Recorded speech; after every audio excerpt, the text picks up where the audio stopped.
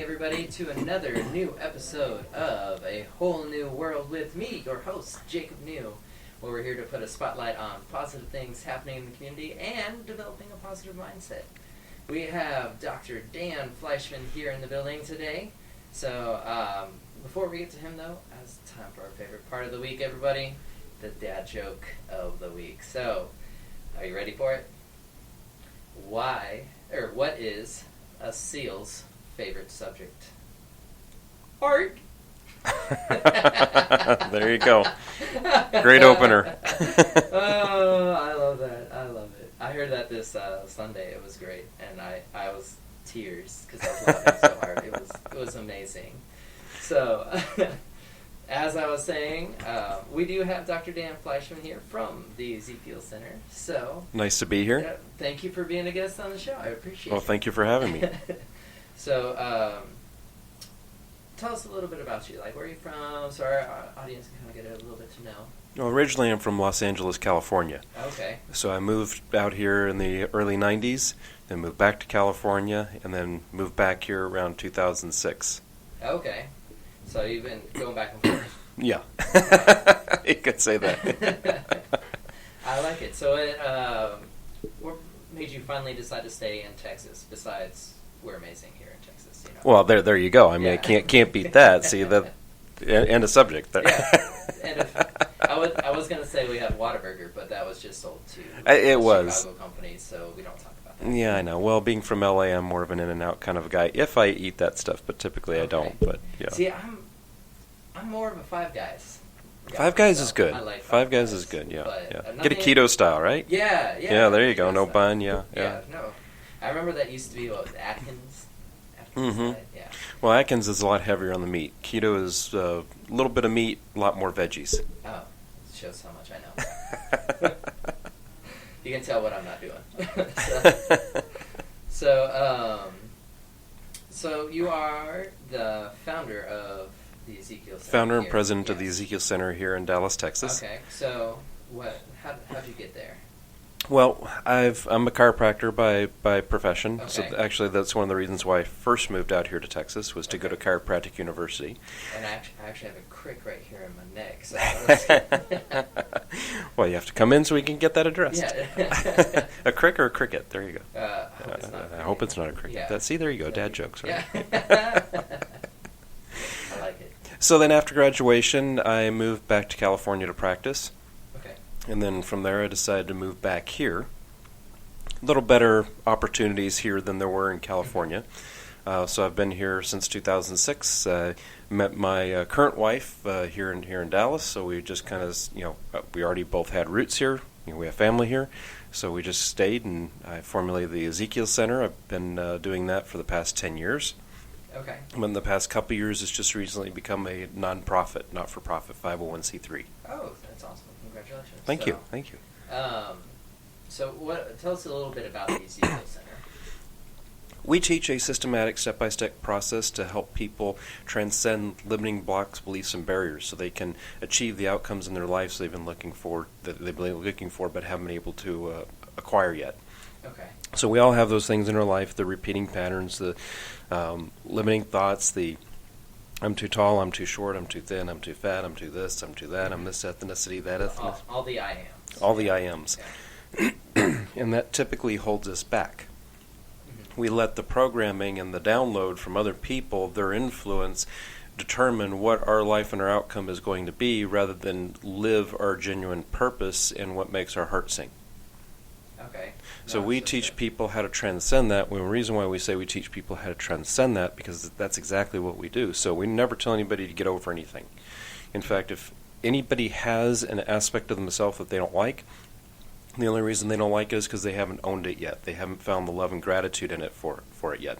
And that's a whole process in itself that we teach through the method. Okay. And then through the method, once we teach people how to reconnect with those lost and fragmented aspects of themselves, once we create a vacuum in that space, we teach through a meditative process how to fill that vacuum with congruent goals and outcomes that are achievable, that they can then take their lives to the next level. Okay. So you have to own it first, then once you have that available space, Mm-hmm. You fill it with the positive kind of, or the possibilities. The possibilities, yes. So Okay. it's kind of like a prayer to God, if you will, or prayer to the Creator, which goes into that portion of the meditative process. So the Ezekiel method is inspired from the book of Ezekiel, from the prophet in the Old Testament. Yeah. So the book of Ezekiel is laid out basically in 3 separate sections. The first section is sin. So a lot of people think, okay, I'm going to get churchy here, and that's not the case. What I consider sin in the technique or in the process is anything that you think, say, or do that you knew if you were held to accountable to a higher standard, you wouldn't do. Okay. And I'm including thoughts in that because eventually thoughts become things. See, once you think something long enough, you act on it, and if you act on it, then it becomes manifested as reality. Yeah, I like it.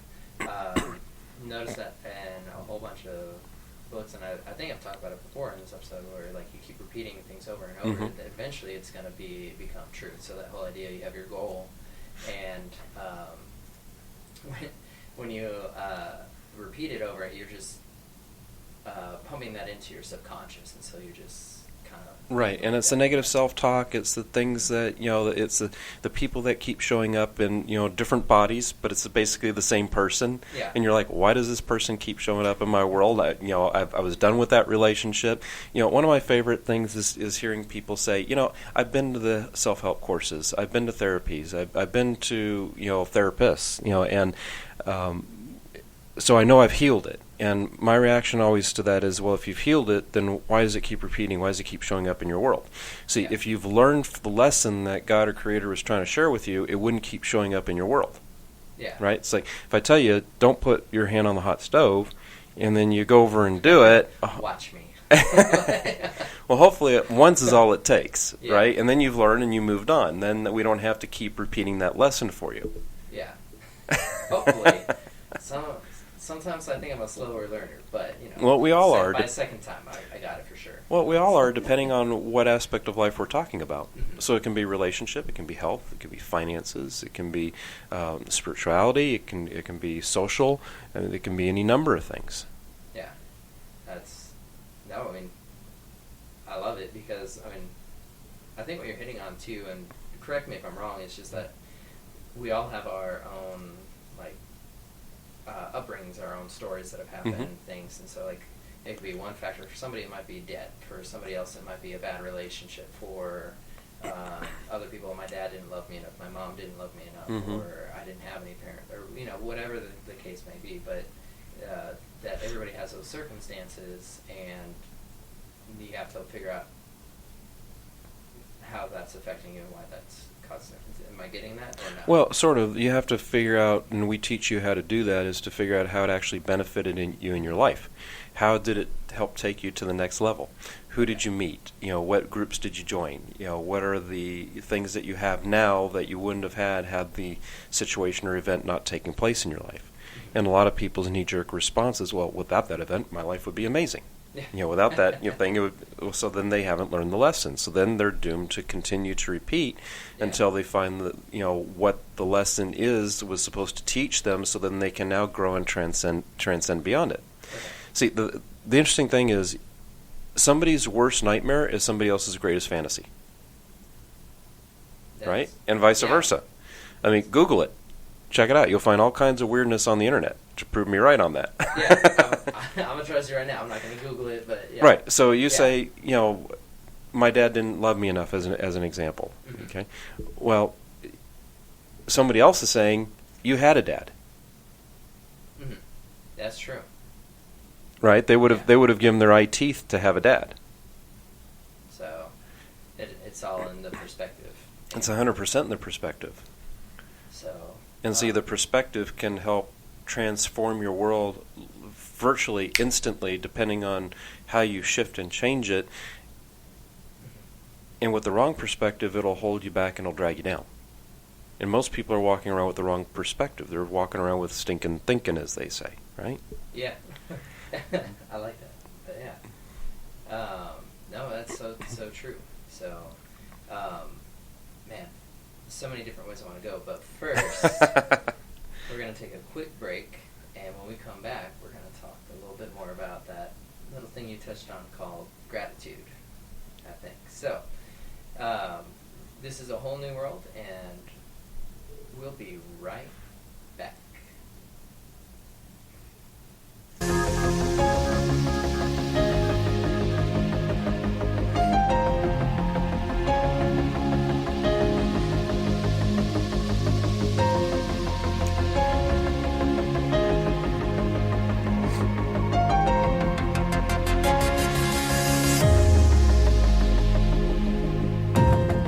I can see the pain in your eyes. Lead to the truth, believe not in the lies. It's complicated, realize. Try what you will, know you can't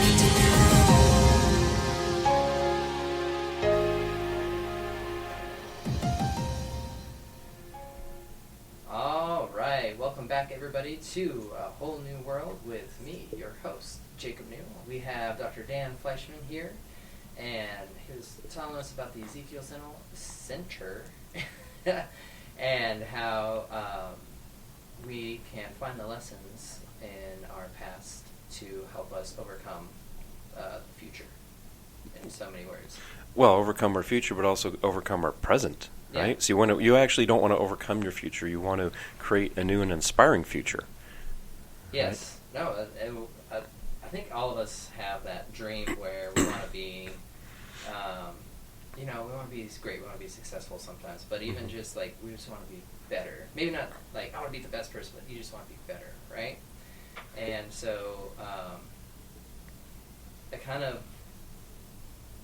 I like this because on so many different levels, because we're taking something that we look at right now as like maybe like a thorn in our side or something. And Mhm. you're talking about finding the gratitude, and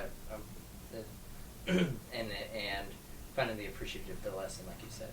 Absolutely. So it's transforming our thinking into a way that, like you said, can overcome the present. Wow, words right now, guys. So, reminds me of a quote, and actually I had this quote written down, but I think it ties in. But gratitude turns what we have into enough. And to me, we're talking about kind of transforming our thinking. That whole idea that, I don't have enough, or like I need more money, I need more. You turn that into like, oh wow, I do have enough. And so, what are your thoughts on that? Gratitude and that quote. Well, we all have a desire for more. Mm-hmm. That's part of what makes us human and makes us want to aspire, be, do, and have. We wouldn't have goals and we wouldn't want to achieve outcomes if we didn't want more for our lives. But one of the key things is being grateful for what you have. Because if you're not grateful for what you have, how are you really going to expect to attract more? Or if you attract more, how do you expect it to stay long term? Yeah, no, I mean you can't. You can't, yeah. I think of relationships when it comes to this. You don't show gratitude or thankfulness to your partner, or even if it's just something like small, like I really appreciate you putting the dishes away or whatever. Like something we don't normally take for granted.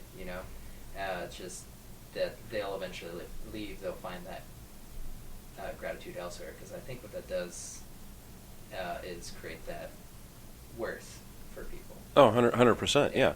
Because people want to be acknowledged. Mm-hmm. But, also if you take gratitude a step further, the parts of you that you've disconnected from and fragmented from, they want to be acknowledged too. Yeah. Right? And they'll keep screaming until they come to the forefront and they get acknowledged. And that shows up as different issues and things in your life. Yeah, and I'd never thought of it like that. That's See- mind blowing. I just pictured like all these little me's inside, like help, let me, like. Well, that's kind of like what it is. Mm-hmm. Because if you think of us coming into the physical reality, we think we're a complete vessel, but we come as a shattered vessel. We've got all these pieces that need to be put back together. We call it bringing the lost sheep home. Yeah. Right. So now, in our technique, one of the first things that we go to is we want to have gratitude for the emotion that the event sparked. Okay, here's why. Okay. If So- I tell you, I want you to have gratitude for something tragic that happened in your life. Okay. Your first knee-jerk response is going to be, "You're insane. Forget it. I'm not listening to you anymore. You're a nut job. You're an idiot. You don't know what the hell you're talking about." Okay. Right? Yeah. Typically, So, I was hit by a car and. find gratitude for Okay. that. Okay. Right? Yeah. Now- right now it's hard. It's probably almost impossible. Yeah. Okay. Now, some people can do it. I've Oh. practiced enough where I can do it because I know the steps. Okay. However, what we like people to do is find gratitude for the emotional state that led them into a direction, into a positive outlet that got them in a different outcome that they didn't think they would be able to achieve without that emotion. Are you following me here? So if Yeah. you are... What emotion would you have for being involved in a car accident, as you say? Man, I'd be terrified. I'd be like shooken up. Terrified. Okay. Yeah. So what are the things that you could be grateful for being terrified? Well, first we'd have to chunk it down to find out, is that really the emotion that you're feeling that's tied to the car accident? Yeah. Once we establish that that's indeed the real one, because emotions can hide within each other, right? So Yeah. they can be disguised. So you think it's one thing, but it's really something else. So maybe it's not being terrified. Maybe it's a sense of feeling vulnerable. Mm-hmm. Okay, because maybe the car accident was out of your control. Okay, Yeah. so if vulnerability was it, then you say, okay, well, what did you do to vulnerability? Well, maybe you reached out to people. Maybe you reached out to family and friends. Maybe you got closer to people. Maybe you connected. You realized life is too short, so you reestablished ties to people that you'd kind of let slip away or drift off. So once you find the chain of events that through that emotion that you've been able to see benefited your life in the end as a result of having that emotion for the car accident, then you go, wow, without that car accident, I wouldn't have experienced this emotion, and that wouldn't have led me down this trail to all these other amazing things. Yeah. See, it's a little different way of thinking about it.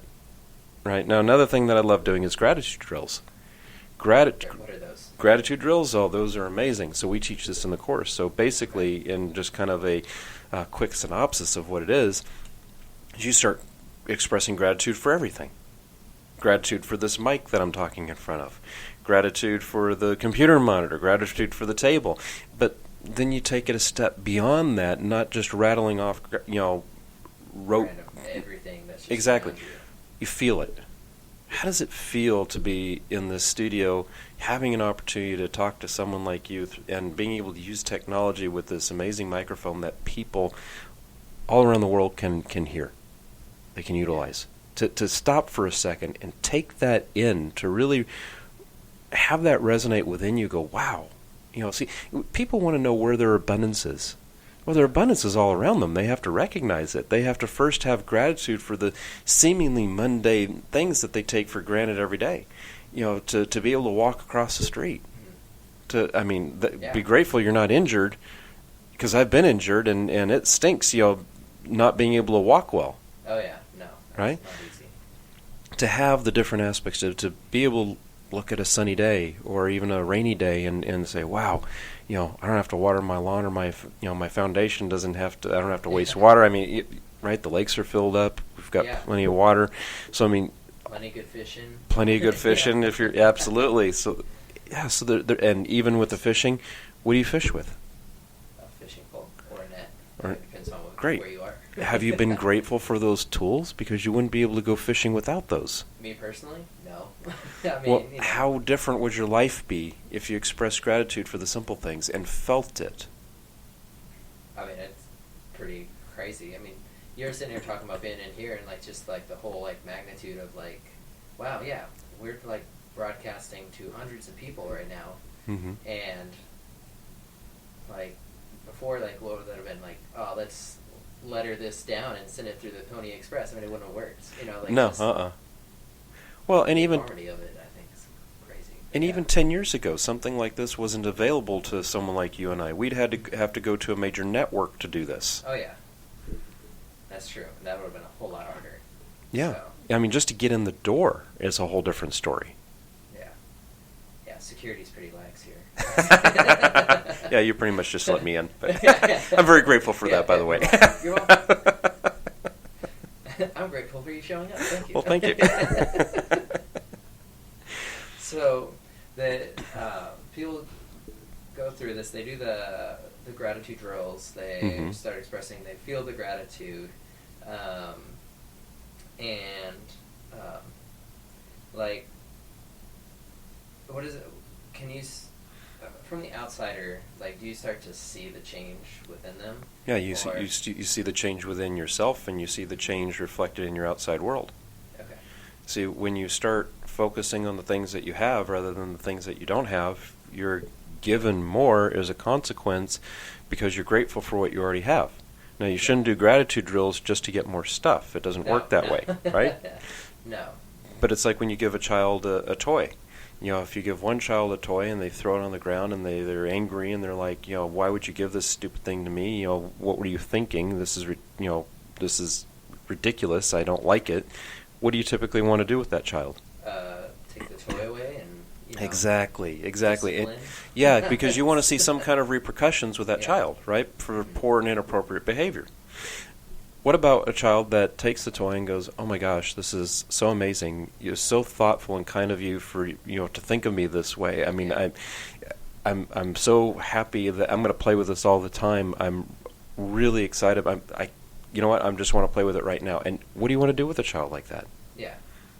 I mean, give them more stuff. It's like, I'd just be floored that the child now said that, Exactly. So, Creator, since we're children of God, Creator thinks of us the same way. Mhm. So when we act bratty, when we act in such a way that we don't appreciate, when we complain, when we gripe, Yeah. we get more stuff to gripe about. Have you heard the famous expression that says, hey, if you're going to gripe, I'll give you something to gripe about? Yeah. You want to complain, I'll give you something to complain about, right? Yeah. The opposite is true. When you start looking for all the blessings in your life and you start really feeling it and doing the gratitude drill, breakfast, lunch, and dinner, 3 times a day minimum, That and then consistency. the consistency and just at red lights, doing it while you're on the commode, grateful for toilet paper, right? So many, grateful you have plumbing and then you Thankful can for flush Sherman. it. Yes. Thankful for Sherman. I mean, really, if you run out of gratitude, then you're not looking hard enough because there's endless amounts of gratitude Yeah. that's around. No, I agree 100%. And this is something that I'm currently trying to change in my life as well. And so my fiance and I are on this journey together. And Oh, fabulous. But I've already noticed in the couple, it started recently, like a couple days ago, like that it's starting to impact the way I look and how I feel, Mhm. moreover. So I'm excited to see how things go the longer I do it. But- Absolutely. So, You change your vibration, the world around you changes. yeah, for sure. And oftentimes it's not what's wrong with the world, it's what's wrong with me. Right. You know? Because what's wrong with us, we see in the world, Mm-hmm. and the world sees in us. Yeah, exactly. Yeah. So, yeah, and on that note, we're going to take another break. So we will be right back, y'all. And when we come back, we will continue talking about the attitude of gratitude. So this is Jacob New with A Whole New World, and we'll be right back.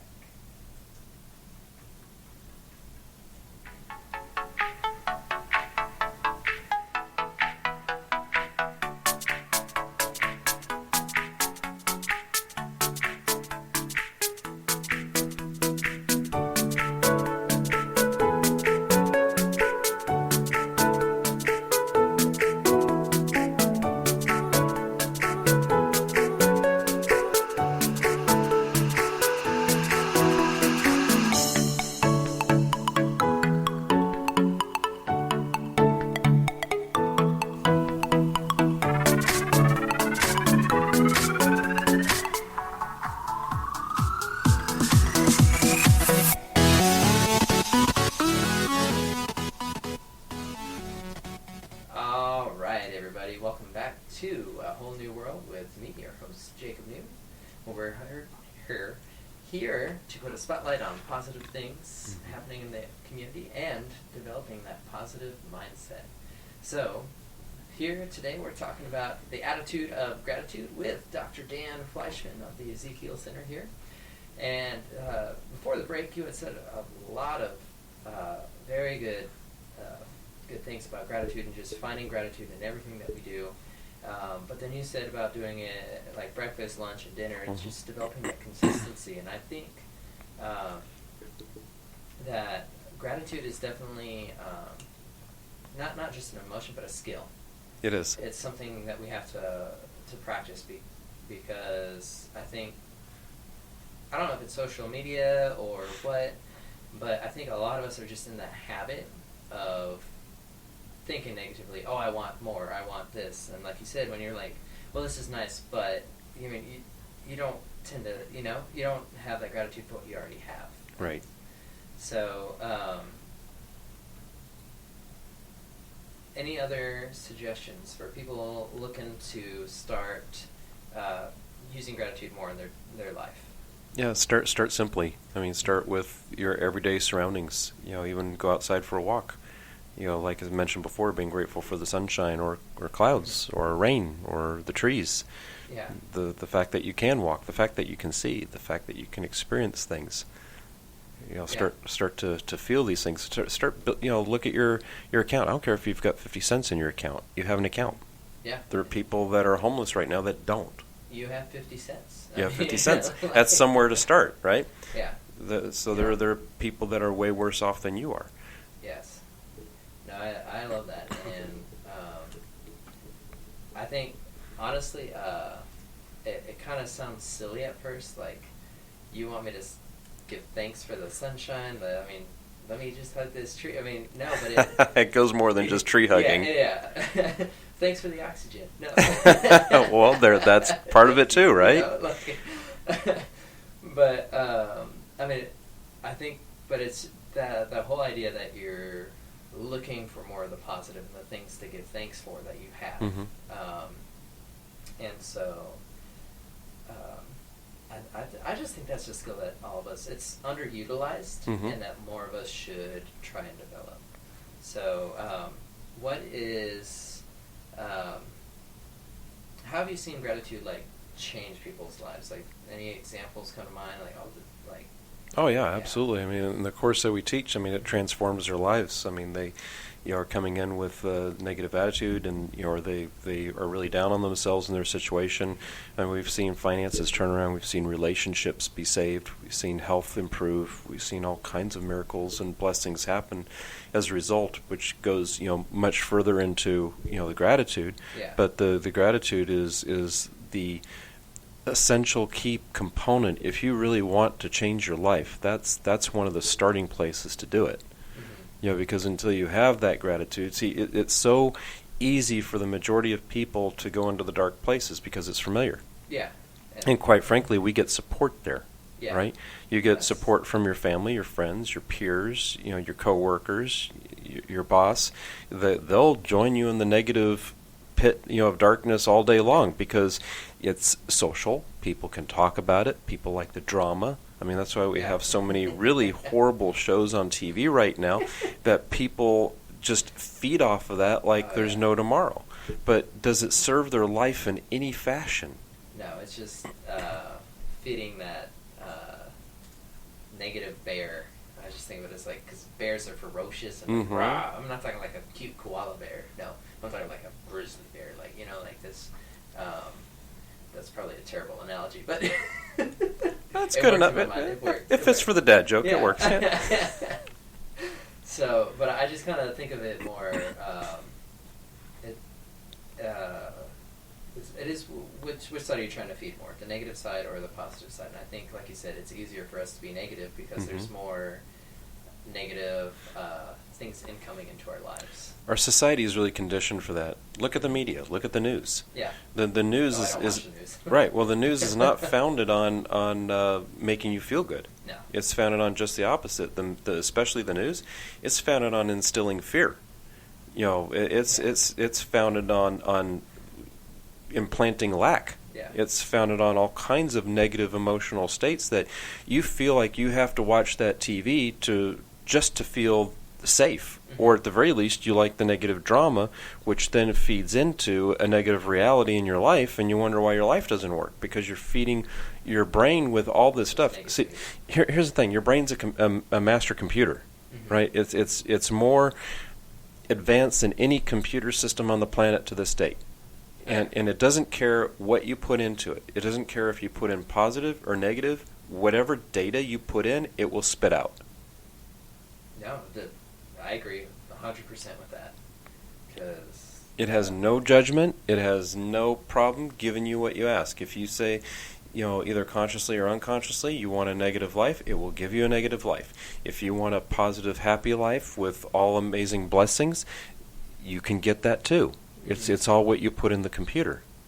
yeah, no, I like it. And I've one of my goals this year is to get healthier, and so I'm kind of starting to watch more what I know we joked about keto and the Atkins. I'm just trying to eat less fast food, just one small step at a time, Good. But like it really makes a difference in like how I've noticed I've been feeling, and like I've been working out too, and so like I just wake up when I feel better, and so I think when you're feeding your mind, it's like feeding your body like your food intake. Right? What you're 100%. eating Yeah. with. So, like I said, I agree 100% with everything that you're saying on this, and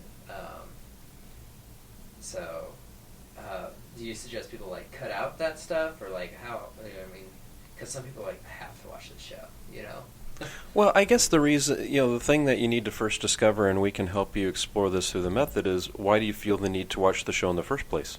What's the underlying emotion that's driving you to fulfill some kind of a need or void within you that you feel can be met by watching the negative outlets? And that even includes food, right? So it includes all areas of life. So we don't do anything in life without an emotion instructing us to do it. We're completely 100% emotion driven. And if you had to think and ask yourself if that really applied to you, you felt a certain way about that statement, and you had to do an internal process to determine whether that statement was true for you or not, and then you had to feel a certain way about it, and then you act on it based on a feeling. Yeah. It doesn't matter what the data is. See, the data could be in front of you, and all the numbers could add up, and you say, okay, this looks like an amazing opportunity or whatever, but if something in your gut doesn't feel right, you're probably not going to do it. Or if you do it and you go against what your internal compass is telling you, you'll probably fail massively. Yeah. We've all experienced that. Yes, yeah. I've experienced that several times. But So we're emotionally driven creatures, but our society tells us we're not allowed to be that way. We're not allowed to experience our full range of emotions in a God-given healthy way, and that includes the lower vibrational emotions that some people coin as negative. You're not allowed to be angry, right? It's a bad thing to be angry. You're not allowed to be sad. So they've got all these pharmaceuticals to help you out of that, right? Yeah. But what does that do is that creates more discord and disharmony within us. So what we need to really be doing is learning how to manage and mitigate these emotions in the positive spectrum to help propel our life forward in the direction that will carry us into an inspiring future. Yeah. See, where we go negative and dark is people hold on to these emotions and they stay there too long and they use them in the wrong fashion, which takes them in the wrong direction in life. That's why their lives don't work. No, I get it. I like it. And, you had said this earlier, but I want to say again is that one thing that I like about what you're saying is it's okay to feel the way you are, and but you're like accepting it, but then you're digging into like why am I like that, or why am I reacting this way, and looking into the future, looking back at what happened after, what happened because of this. Exactly. So yeah, it was terrible, but guess what? You are where you are now because of things that happened along the way, like this, and this. We all have areas in life that we have to grow from and we have to learn from and we experience pain from. None of us are immune to that. The question is, what do you do with that? Do you crawl under the covers and pull the blankets over your head and say, woe is me, or do you find the gift and the blessings and the gratitude and how it actually moves your life forward? Yeah. I mean, it depends if I have a good book and a flashlight or covers, but no, I mean, I think either one, it requires you to make a decision. It does. And sometimes that decision is scarier than you'd like, Mhm. but you make that decision, you just go full force into it, sometimes. So Well, and then also making a decision also requires a skill set that most people are told they're not allowed to have anymore, and that's judgments, that's likes, Yeah. dislikes. Those Yeah. those are useful emotional tools that you use to take your life into different directions. If we're not allowed to label, if we're not allowed to discern, if we're not allowed to place judgments on things in a healthy way, how are we supposed to do things and move our life in a positive direction? We can't. yeah, and I mean it's just I had something in my eye. My bad, guys. No, and I agree wholeheartedly, and that's where again, like, you need that equipment almost, or like sometimes you need that guidance to like point to yourself, like, hey, especially you've been thinking those negative thoughts, that maybe you need somebody like, hey, that's really not the best choice, or sometimes. Well, or maybe manage them better, because maybe a negative thought is appropriate for the situation. See, a negative thought is only negative in basically how long, the intent behind the emotion, and how long you stay in that emotional state. Okay, so Yeah. those are the main reasons how an emotion turns negative, is by being in it too long. See, if someone is attacking someone I love, God forbid, right? Yeah. The emotion of anger is going to be very useful for me to muster up the internal energy and courage to be able to fend off an attacker. Mm-hmm. But if I'm told by society and I've drugged or done something to make anger go away, now I'm left vulnerable. That's a handicap. But if someone walks through their entire life being angry, that's not a healthy expression of that. No, you need Right? you need to let go of that. It's a little bit, find another emotion to wear. Yeah, but you can only let it go, and Yeah. and it's not really letting it go. It's setting it down to pick up another tool, because you need to find out, why are you angry? What's really behind that, rather than just shoving it in a corner saying I shouldn't feel that way. It's bad. La la la la la. Right? It doesn't work, because the undercurrent of It's that still is there. that it's still there. Mhm.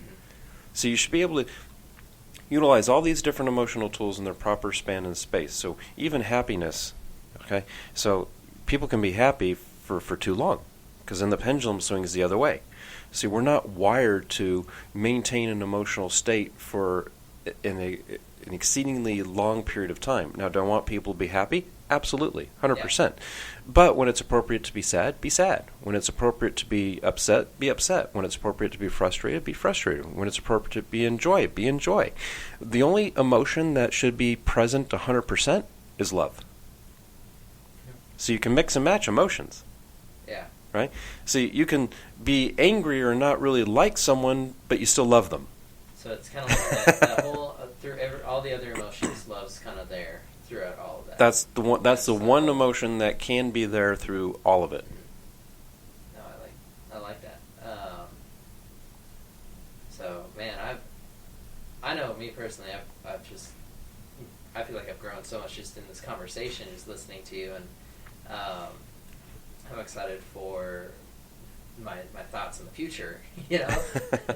So, but we're about to wrap up. So I want to let everybody know first, if you're sitting out there and listening, and you're like, I want to get in touch with Dr. Dan Fleischman, how's the best way to get a hold of you?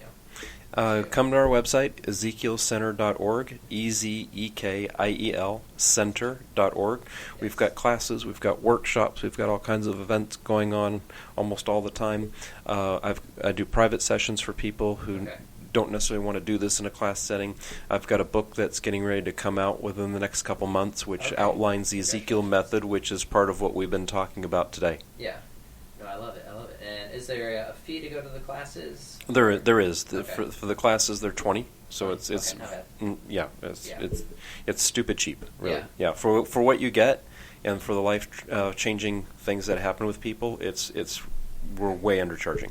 Yeah. No, I love it, and thank you for offering this service and helping to transform people's thinking. Absolutely. So, Thank you for having me. No, I appreciate it. So, thank you all for listening to our talk about the attitude of gratitude. I like it because it rhymes. So, all you listeners out there, I do have a favor to ask of everybody. We are trying to spread the word of a whole new world and share the positive vibes. So if you are listening out there, make sure that you've clicked that little follow button, and please share with your friends, family, anybody that you think would enjoy this or benefit from this. And so, yeah, we appreciate all your help, and thank you guys for tuning in. And yeah, this is Jacob New with a whole new world. And as always, if you learn to do one thing, learn how to make a difference. Thank y'all for tuning in. Y'all have a great